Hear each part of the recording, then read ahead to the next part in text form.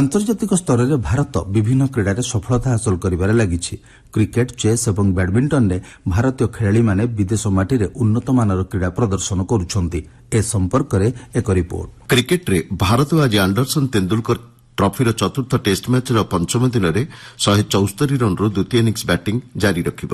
ଦ୍ୱିତୀୟ ଇନିଂସରେ ଗତକାଲି ଭାରତ 2 ୱିକେଟ୍ ବିନିମୟରେ 174 ରନ୍ ସ୍କୋର କରିଛି। ଅଧିନାୟକ ଶୁଭମନ ଗିଲ୍ 78 ଏବଂ କେଏଲ୍ ରାହୁଲ 87 ରନ୍ରେ ଅପରାଜିତ ଅଛନ୍ତି। ଇଂଲଣ୍ଡ ପ୍ରଥମ ଇନିଂସ ଗତକାଲି ବ୍ୟାଟିଂ ଜାରି ରଖି 311 ରନ୍ ସ୍କୋର କରିଥିଲା। ମୋଟ 669 ରନ୍ ସହିତ ଇଂଲଣ୍ଡ ପ୍ରଥମ ଇନିଂସ ଶେଷ କରିଥିଲା। ଭାରତ ତାର ପ୍ରଥମ ଇନିଂସରେ 358 ରନ୍ ସ୍କୋର କରିଥିଲା।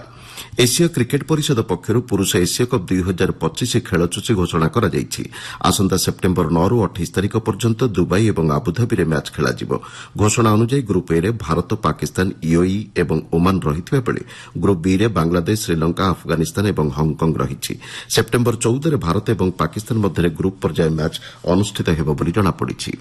ଜର୍ଜିଆର ବାଟୁମିରେ ଚାଲିଥିବା ଫିଡେ ମହିଳା ଚେସ୍ ବିଶ୍ୱକପ୍ର ଫାଇନାଲ୍ ମ୍ୟାଚ୍ ଅମୀମାଂସିତ ରହିଛି। କୋନେରୁ ହମ୍ପି ଏବଂ ଦିବ୍ୟା ଦେଶମୁଖଙ୍କ ମଧ୍ୟରେ ମ୍ୟାଚ୍ ଅନୁଷ୍ଠିତ ହୋଇଥିଲା। ଉଭୟ ଖେଳାଳି 0.5 ପଏଣ୍ଟ ଲେଖାଏଁ ପାଇଛନ୍ତି। ଫାଇନାଲ୍ ପର୍ଯ୍ୟାୟର ଦ୍ୱିତୀୟ ମ୍ୟାଚ୍ ଆଜି ଅନୁଷ୍ଠିତ ହେବ।